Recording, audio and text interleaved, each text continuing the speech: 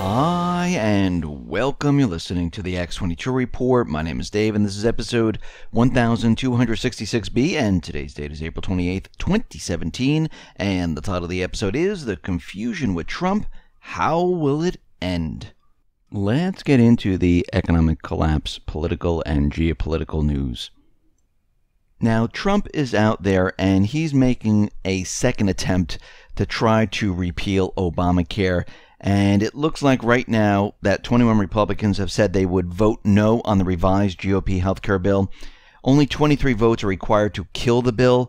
And it looks like things are not going that well for this right now. And we can see that no matter what they do to this existing bill that they keep bringing up, they need to completely rewrite it and make it a benefit to the people and leave the insurance companies pretty much out of it and make sure that each part of it benefits the people, because this is what we are looking for. We're not looking for a rewrite of Obamacare. We're not looking for a rewrite and a couple of amendments on it. We're looking for something that is easy to understand, something that will benefit us, that will give us health insurance, and where the premiums are not so high that we have to sell our left leg to afford it. And we can see right now that people out there, they believe that Obamacare is too high, and they know they can't afford it, and they rather take a penalty instead of having insurance.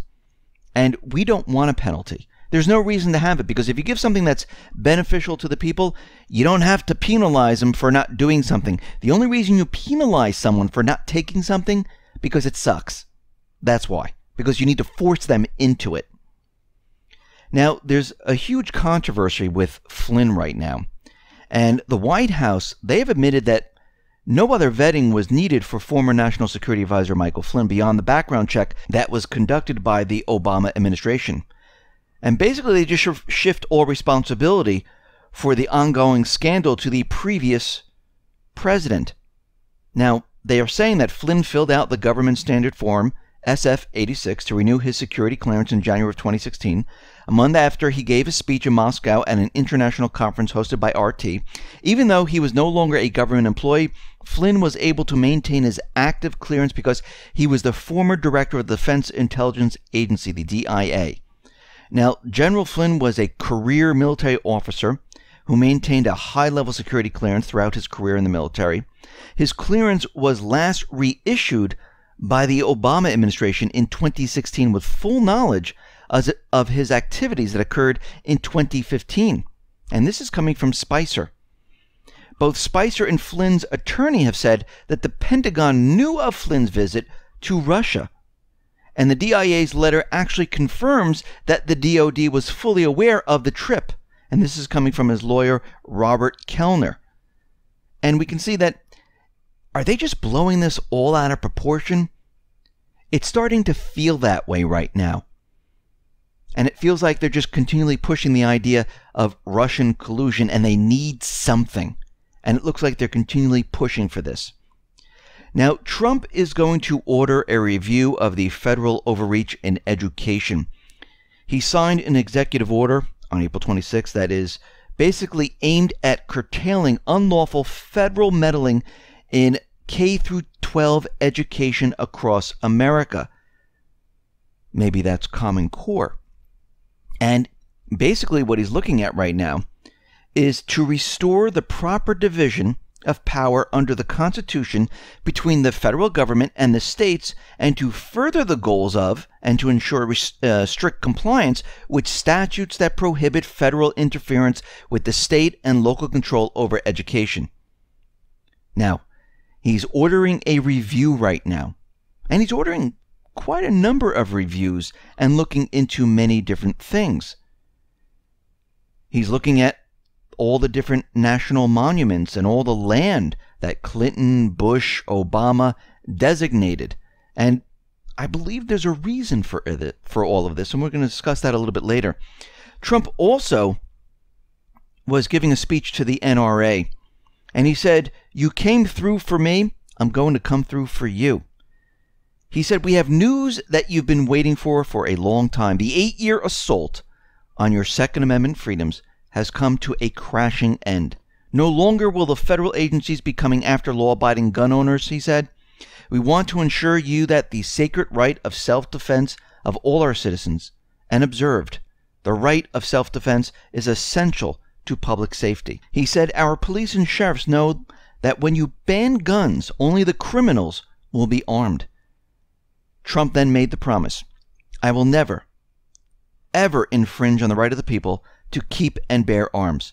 Freedom is not a gift from government. Freedom is a gift from God.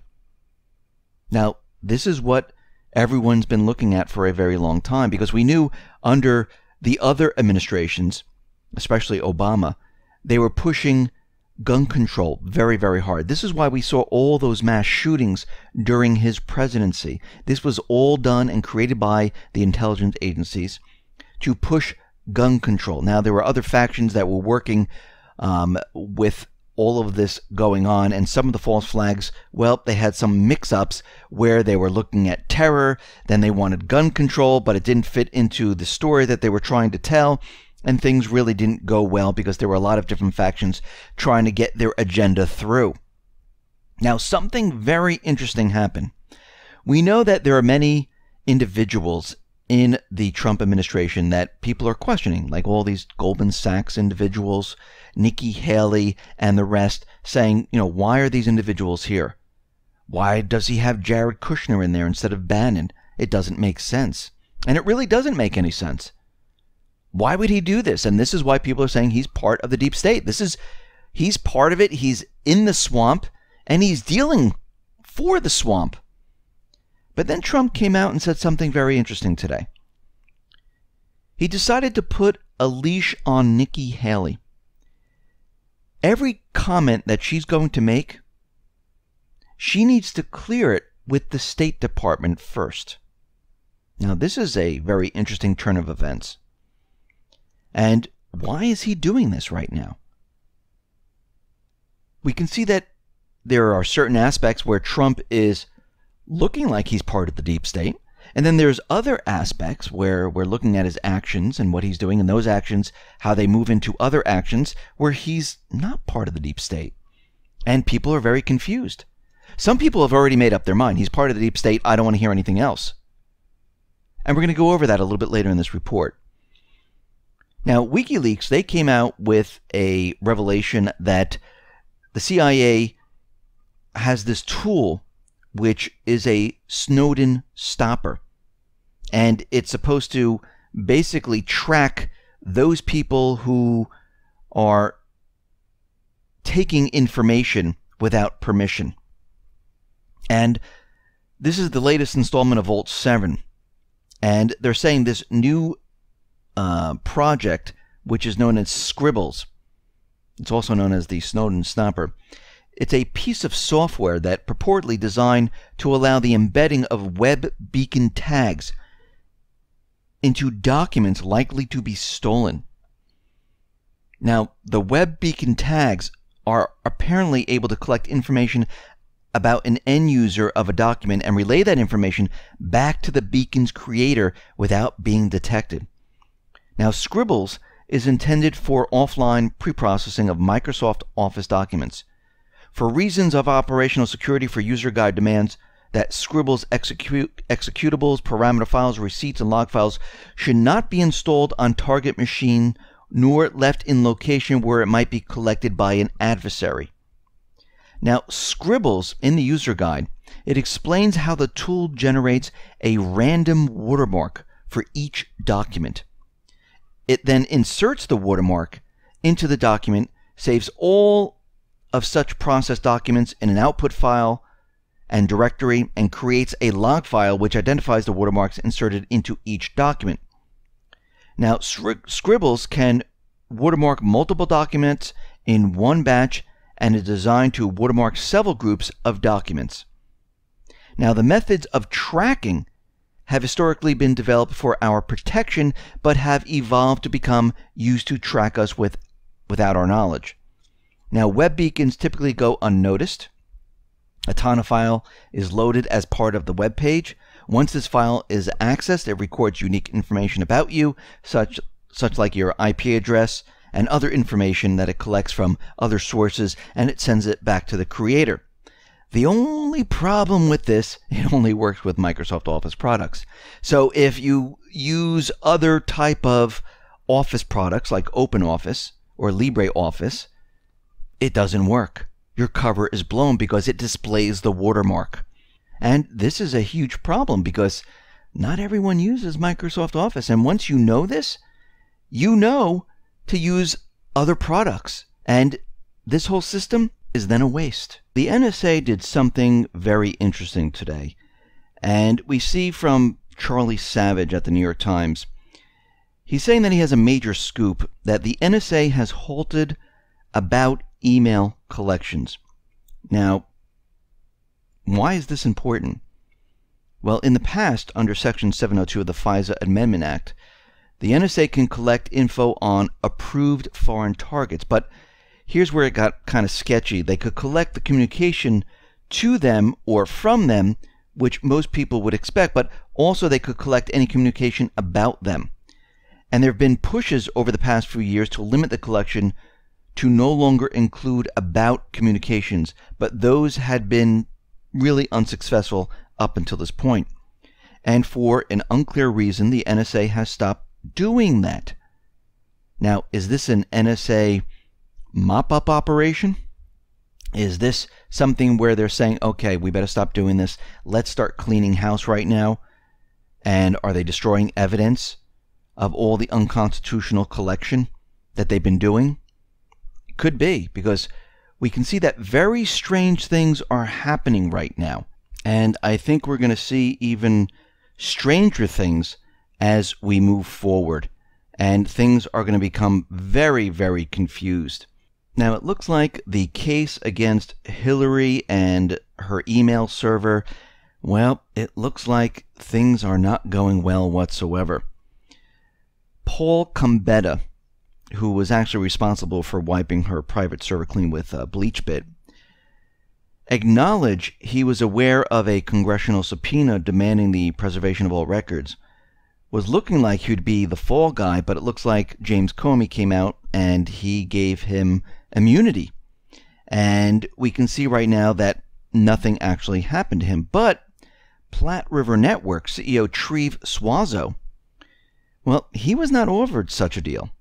And after obstructing an investigation led by Representative Lamar Smith of the House Science, Space, and Technology Committee for the better part of the year, he has just been referred to the Department of Justice for prosecution.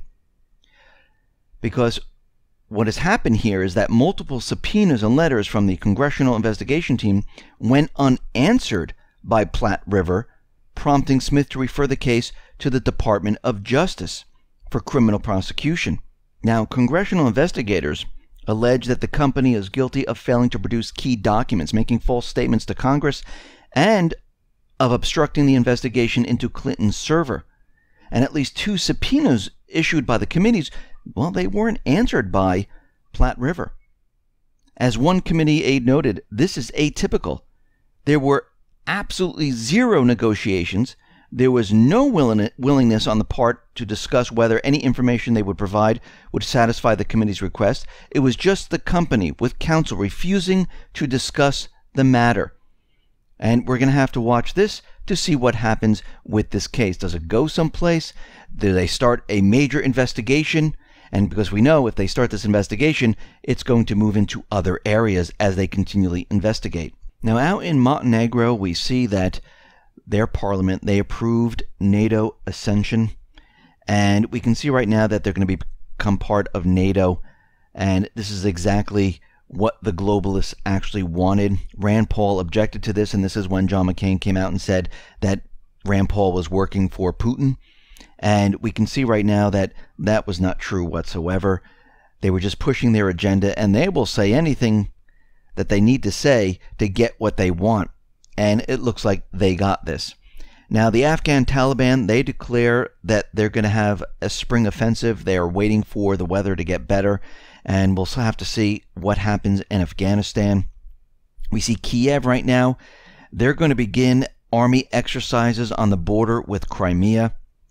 And right now, we see that Trump said something very interesting about South Korea. And they're saying that South Korea Trade and Defense Ministries, well, they need to pay for the THAAD missile system, and that cost about $1 billion.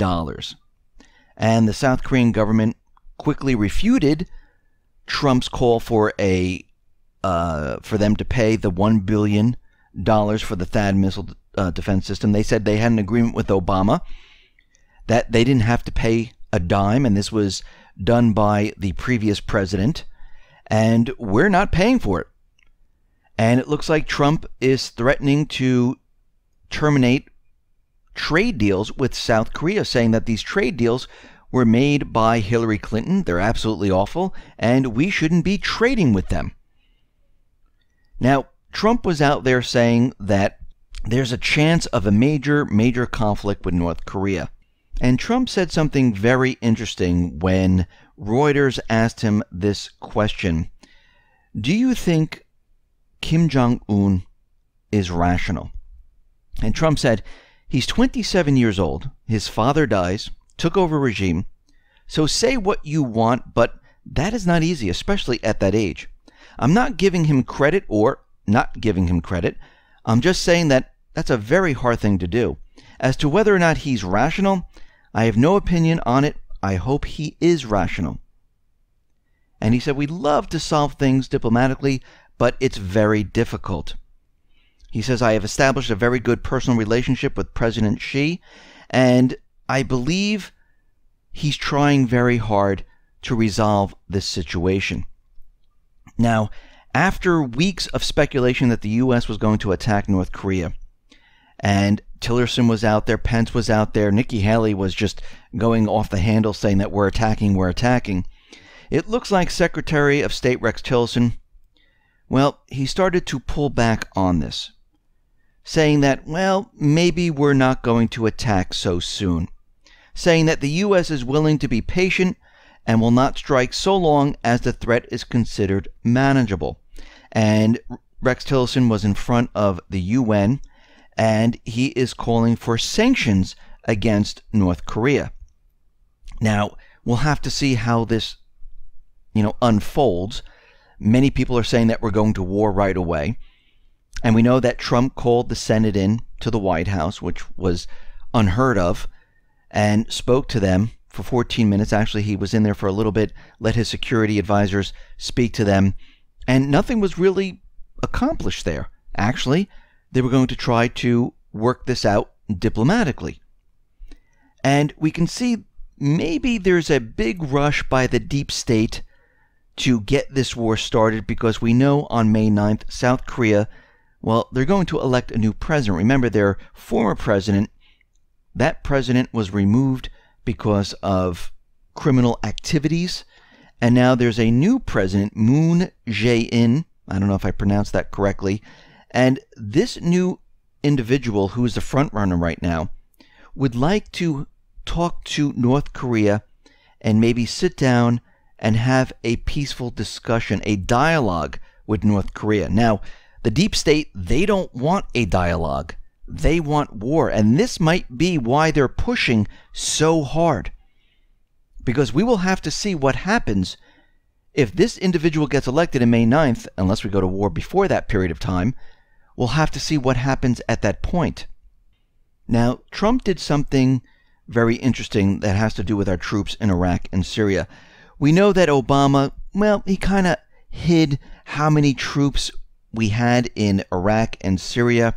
They used temporary troops. And it looks like Trump right now is promising that the White House will no longer obscure Iraq and Syria troop deployments. And he's saying that the Obama administration did not honestly report how many U.S. boots were on the ground. And we know that there was an agreement between Iraq and the United States where there was about 4,500 troops that were supposed to be there permanently. And the temporary troops, well, they just didn't count them. They had no expiration date, so they weren't really counted in this. And we know there's a lot of temporary troops. Well, this is all about to change, because what they want to do is they want reporting to Congress now. Now, Congress really didn't get the report before. They really didn't know what was going on. And now Trump wants the Pentagon to report to Congress and have complete transparency about what is going on. Now, we'll have to see how this actually turns out, and we'll watch this very carefully. Now, Assad came out and said something very interesting, where he said that Trump is part of the deep state. Now, what's very interesting about this statement is that he never said this about Obama. Why now did he come out and say Trump is part of the deep state? Certain things are not making sense with everything that is going on here.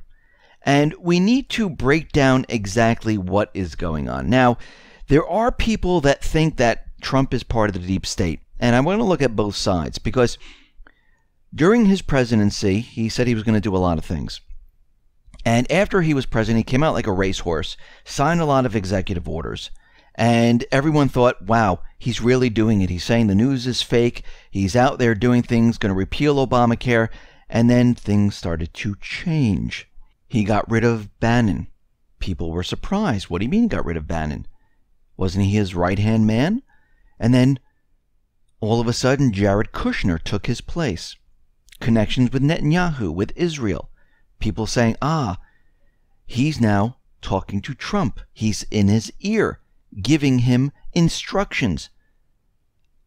And then they said Ivanka, his daughter, both of them together are going to be telling Trump what to do. And it looks like they are part of the deep state. Jared is part of the deep state. And they're going to be telling him how to run the presidency. Now, people say, well, I didn't vote for Jared. I didn't vote for Ivanka. I voted for Trump. That is true. And all of a sudden, we had this chemical weapons attack in Syria. We know it was a false flag. And then Trump decided, you know something? I'm going to be firing Tomahawk missiles into Syria. And the corporate media, they were clapping, yes, he's the president, and they went on and on and on.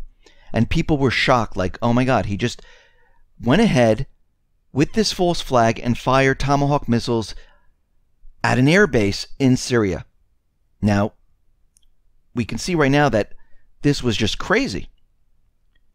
And everyone was talking about, yes, we're going into Syria. Then all of a sudden, North Korea. That whole situation was heating up. North Korea was firing missiles, they're having nuclear weapons, and the corporate media just went crazy. And people said we're going to war. And all we hear about is how we're going to war, troops are getting ready, the aircraft carriers are being moved in, and the corporate media is continually pushing the propaganda. Then Trump said he was going to cancel NAFTA, he was going to repeal Obamacare, he was going to do all these things. And then he decided to negotiate NAFTA. Well, we discussed that yesterday. There are some caveats about NAFTA where Congress passed some laws. We'd have to go back to Congress and actually try to undo that kind of stuff. And repealing Obamacare is turning out to be a lot tougher than he actually thought. People saying that he's flip-flopping and he's part of the deep state, and that's it. And yes, looking at this, it looks like he's part of the deep state. Now, I'm not saying he's part of the deep state or not part of the deep state. And then we look at the other side. And we can see that he got into the White House, he started working very hard, pushed a lot of executive orders out there, called the corporate media fake news, very fake news, called him out on a lot of things, said Obama was spying on him. He said a lot of things that people thought he was crazy that are turning out to be true. And then the chemical weapons attack happened and things completely changed. And then people said, well, wait a minute. He got rid of Bannon. He's no longer with us. He's against us. He's part of the deep state. And then I started to think to myself, you know, if I was going to get rid of the deep state, if I was going to make America great again, what would I have to do? Now, I know going in there that most of the news that comes out of the corporate media is fake. We know the intelligence agencies, they have really dug themselves in over the years. And I know that I've been trying since the beginning to go down the path of saying this is what's true and this is what's not true, and it really wasn't working out because the corporate media, the deep state, they were so intertwined into the system that it's completely impossible. And also we have to include the central bank in this, of course. And he knows the economy's falling apart. He said it many, many times. So what would he do? What would you do? I mean, many people think, well, I would just go in there and I tell everyone what to do. Well, you know that's not going to work. How would you go about making America great since the deep state, the central bank, has corrupted our system. Now, he went in there and he tried calling everyone fake news and stuff, and the corporate media was just not going along with it. They fought him every inch of the way. So, the way I'm thinking of it, how would I do it? Well, I know the economy's terrible. I know it's going to crash. I would blow up the bubbles. I would create trade wars. I would sign as many executive orders undoing everything Obama did.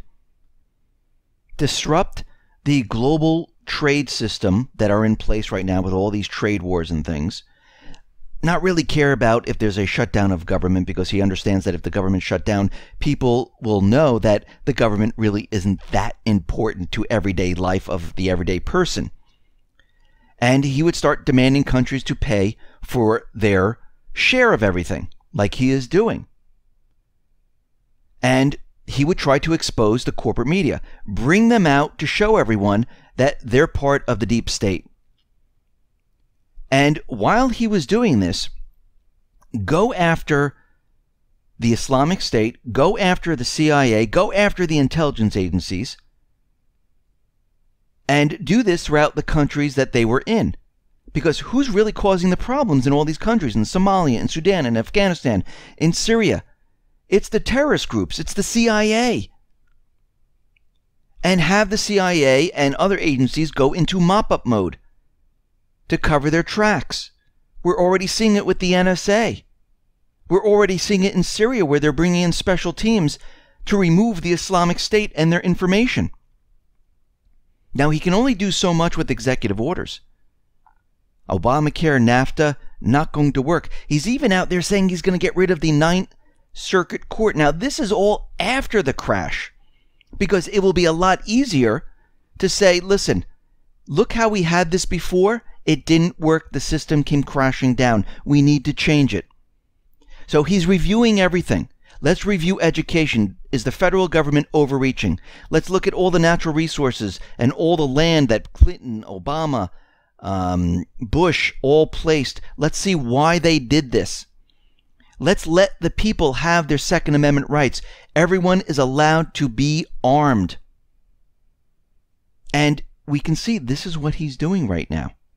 I mean, if you were in his place and you just couldn't come out and say what he was saying because it wasn't working, how would you do it? Now, do I think we're going to go into war? The only way I think we're going to go into war is if the deep state does it. If they try a false flag. That will be the turning point where Trump will have to say, okay, we know the deep state did it. This is fake. And he's going to have to come out to the American people and actually say this. Maybe this is part of his plan. Maybe this is how it will end up. But if he goes to war, if we end up in a war with North Korea, with Russia, with China, we know for sure that he's with the deep state. Now, from everything that he's been doing, all the actions and everything that we've been seeing, well, it doesn't look like that. It looks like he is doing what he needs to do to flush the deep state out, to bring back the system, make the promises for after the crash. Because I tell you right now, there's nothing you can do with this economy, with the system the way it is. It's too tied up, entrenched in that deep state system. The only way you can get rid of it is to clear it all and then bring it back online, which is called a default. And it looks like maybe this is what he's planning. Listen, everyone, thanks a lot for listening. Be well, be safe, and especially be prepared. Thanks a lot.